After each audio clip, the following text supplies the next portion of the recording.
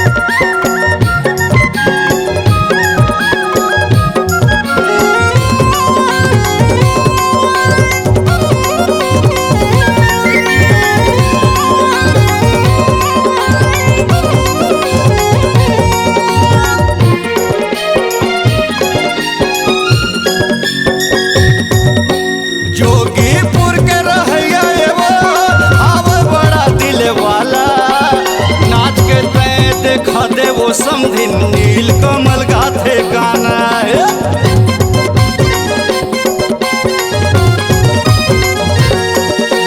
जोगीपुर के रहैया वो हवा बड़ा दिल वाला, नाच के तय देखा दे वो समधिन नील कमल गाथे गाना।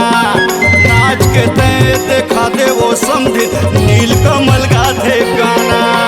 सब जगह बताना है, लगाना है, सब जगह बताना है, डीजे लाओ घर लगाना है। ये समधिन वो तोला भानो डीजे माना जाना है। ये समधिन वो तोला भानो डीजे माना जाना है।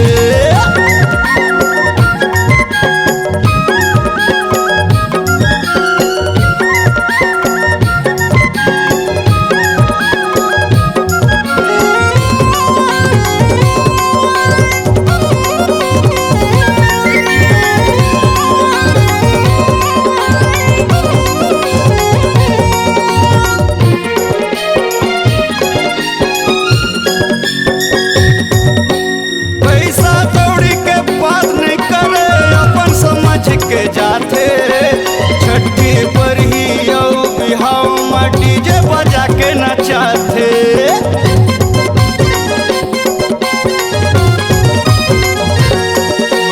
पैसा कौड़ी के बात नहीं करे, अपन समझ के जाते छठी पर ही बिहाव में डीजे बजा के नचाते। छठी पर ही बिहाव में डीजे बजा के नचाते। डोकरी दाई नचाना है, बाबा घला बताना है। डोकरी दाई लाना है, बाबा ला कस के नचाना है। ये समधिन वो तोला भानु डीजे माना जाना है। ये समधिन वो तोला भानु डीजे माना जाना है। गाना बजाना है, संगमा नाच नचाना है। गाना बजाना है, संगमा नाच नचाना है। ये समधिन वो तोला भानु डीजे माना जाना है। ये समधिन वो भानु डीजे माना जाना है। ये समधिन वो तोला भानु डीजे माना जाना है। ये समधिन वो तोला भानु डीजे माना जाना है। C-Log Digital Recording Studio, Cordoba. Contact number 99071192115.